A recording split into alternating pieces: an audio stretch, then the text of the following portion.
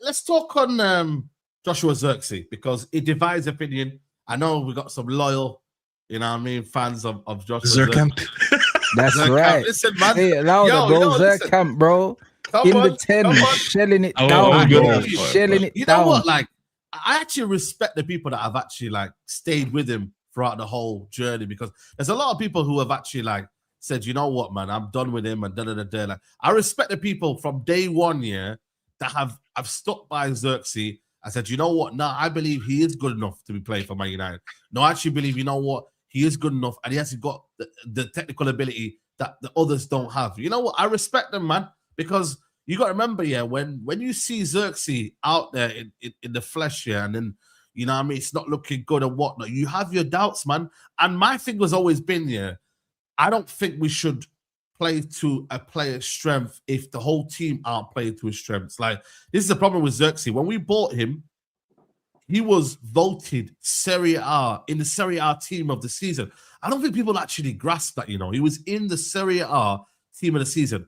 We knew what his style was. He's a false 9, 9.5. He gets into a lot of pockets. He gives and goes. Problem is, you've got Bruno Fernandes there who obviously doesn't play to that style. You then got a team at the time who was playing a transition football.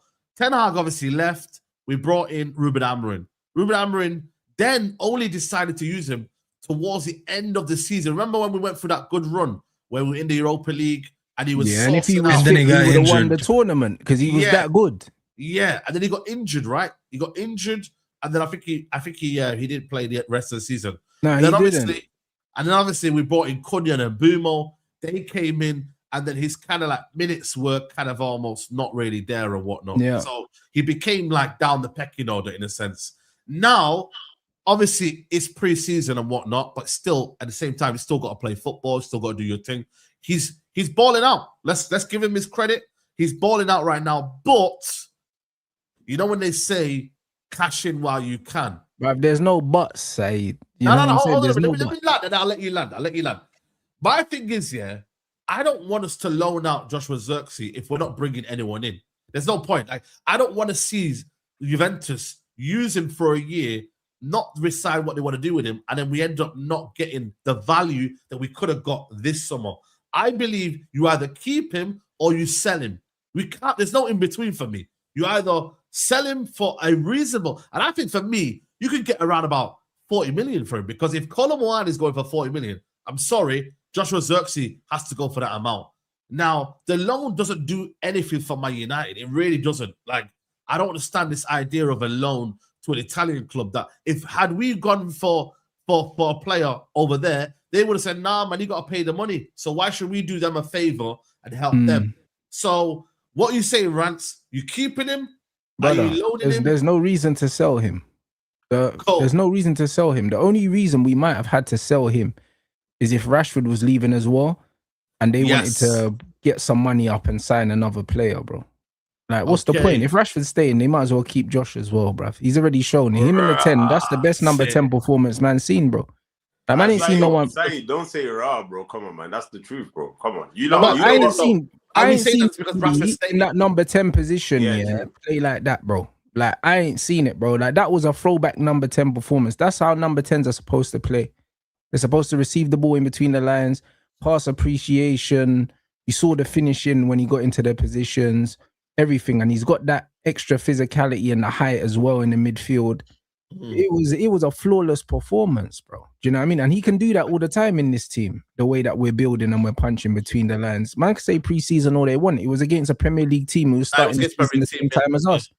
They're starting this season the same time as us, bro. So it's not no pre-season nothing, bro. The guy's a quality player. He showed it loads of times. And like you said, people got short memories because when we was on that run towards the end of the season, when we were going into the Europa League final, people were crying when he got injured. Yeah, true. Because he was playing out of his skin, bro. Do you know what I mean? And then all of a sudden, he's not there no more. And then people go back to chatting rubbish, bro. You know what I'm saying? Good footballers are good footballers, isn't it? He's a top player. If we get rid of him, and we keep Rashford, we're not bringing in a better player than Zirkzee for 40 million. We're not doing it. So what's the point? In this market, you don't believe it? What do you mean in this market? In this market, you can't even get a shit player for 40 million for most part. We got still in it, man. Jason Wilcott's gonna sort that out, man. But They're not bringing in a better attacker than Zirkzee for 40 million. It's impossible. No, I want to believe in what the data in it and the system and what they've got behind the But scenes. I won the data, man. Like that guy's a top quality footballer. Saeed, he's a top quality footballer, bro. Like I don't care how people feel about it. I regularly see this guy do things with a football that most players in the world can't do, bruv. Most of them. Where are they? Listen, I think technically, he's one of the best in our team in terms of the forward line. I think technically he can get past someone. He's one of the best players in the league, blood. When you play the ball in the into league, his bro, feet. not in our team. Bro. In our team, bro. That are that good technically, if you think about it, bro. Brother, in the league, there are not players like that. If you play the ball into their feet and the stuff that they're doing, the way that he passes the ball, do you know what I'm saying? Like, bro, you can rub your face all you want, bro. I feel like you're not watching these games. Not in the league, Rants, though. But I get you. Okay. What do you mean not in the league? He said technically, by the way. He didn't say as a player. Oh, technically. I thought. Okay. I thought you said something else. Go on. What do you mean? You said technically, and I agreed with you. What are we doing here? No, but I thought you were talking about Man United, just Man United only. I said, you know what? I actually agree. Yeah, with but you. technically, what do you mean? As in, technically, he's easily one of our best players, and he's easily one of the best players in the league with the ball at his feet, bro. Look at what this guy does. No, bro. In terms of like one touch, in terms of like the give and goal, the link up play, I think he's got that, bro. The vision, with Zirkzee, the ball protection, everything like that. Man's doing ball rolls and just going past people and all of that. Yeah. Come on, mate. You're not seeing that from. What players you seeing that from? My thing is though, are we going to get the best out of Zirkzee? We are if we're in this system. If we play him where we played him yesterday, yes, is Zirkzee willing to be a option off the bench? He's a role player on this team, Saeed. Like for the way the Keck wants to play. Listen, I like Zirkzee. I'm not as big and high as him as a lot of people are. I do think he can serve a purpose in this team. We seen him yesterday serve that role. But you gotta again remember that Bruno's not playing in that midfield. When Bruno's there, he will be playing that role. So can he be one of our 10s? I do think he's more of a 10 than a 9, I'll be honest. And one of my criticisms, 9.5. Now, but you know what it is? A 9.5 can lead the line. One of the things that I've never really liked about Zirkzee is I just feel like he's not. When you're 6+, how tall is he? Like 6'2"? He's a tall player. He's 6'4". He's a giant. 6'4". Okay, 6'4". So 6'3", 6'4", whatever he is. It actually proves my point even more. I feel like he's one of those players that doesn't use his frame. Yeah. So it's like if you're not really a pacey striker, you don't play with physicality, and you're not making use of your height because he's not dominant in the air. I feel like these are all wasted. I mean, it's not even an attribute. It's a God-given gift that you're just 6'4". Like no one controls that. Yeah, but he's not. I feel like he doesn't use that. So to me, he's not really much of a striker, but he is. I don't mind him playing in this role for the remainder of the season.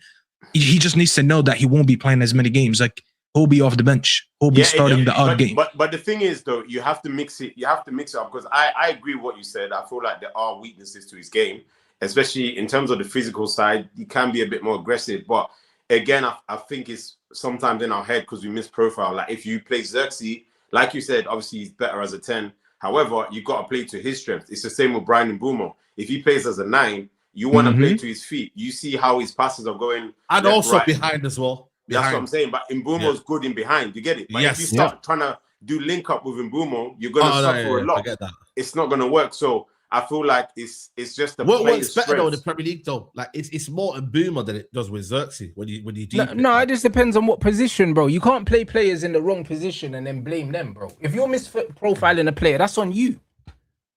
Yeah, but that's on you. Like we know that Brian's not a winger. It didn't take long. Do you know what I'm saying? And down the middle, he looks like a different animal. He looks sharp. He looks dangerous. But then if you go and put him on the right wing, you can sit there and talk about what he doesn't have. But you're an idiot for playing him there.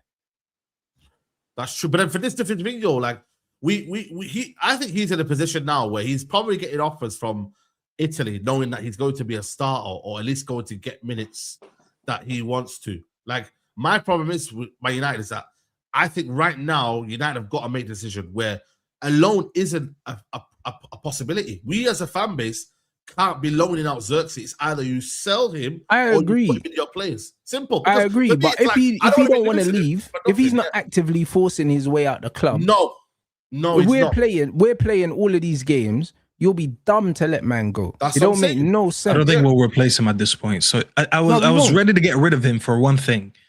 I thought we would have had a chance to go at Endrick. And if Endrick was available, go ahead and make this. That's when I would have done as well. Because then I'm saying, yeah, cool.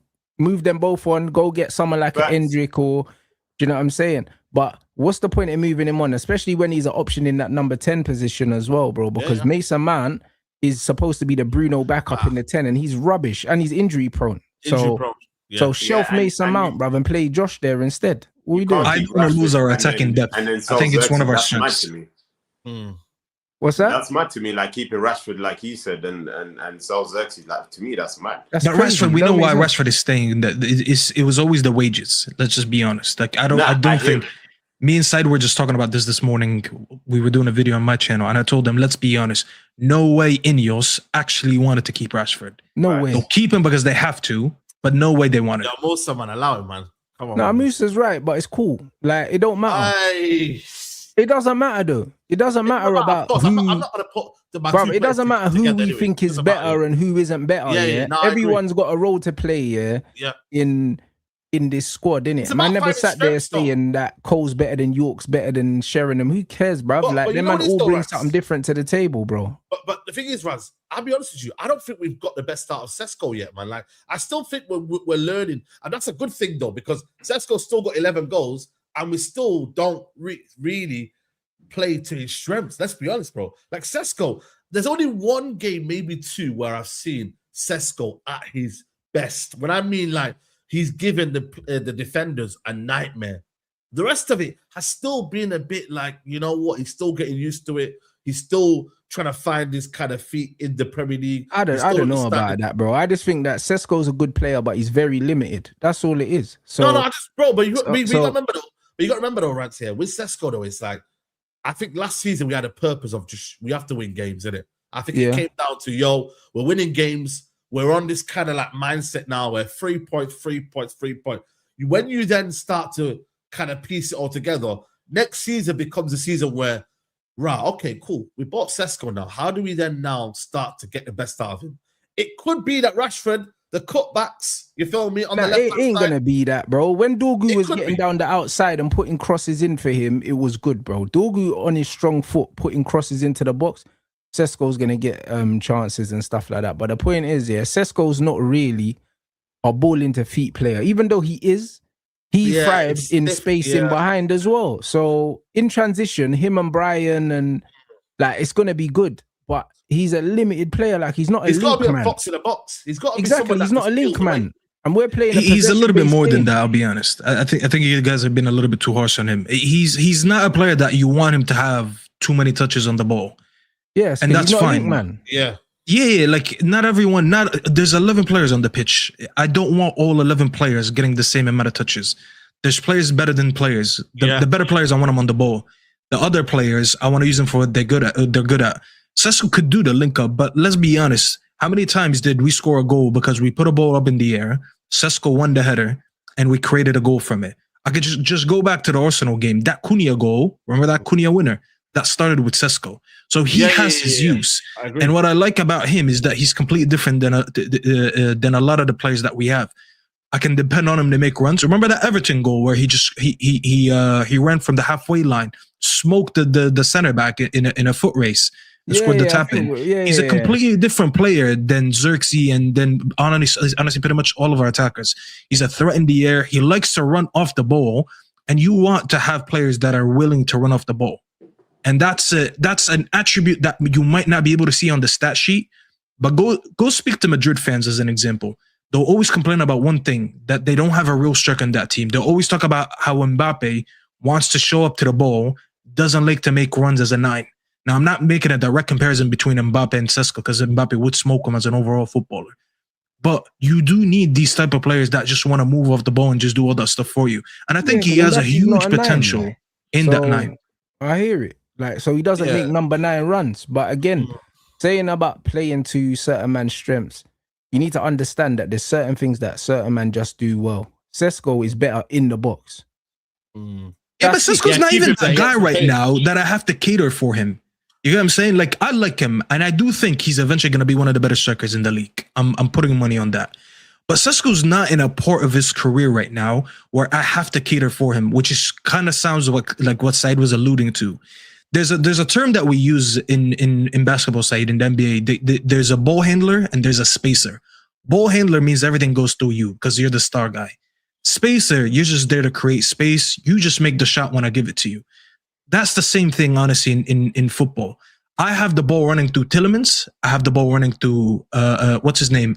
Bruno. The ball is going to be in a lot of people's feet. When I need you, Sesko, you're going to be ready. But it doesn't mean that the whole game I'm going to be like, yo, just lob the ball in the box for Sesko and let's pray. We don't have to play 100% to his strength here. He's not that guy. Absolutely. You know?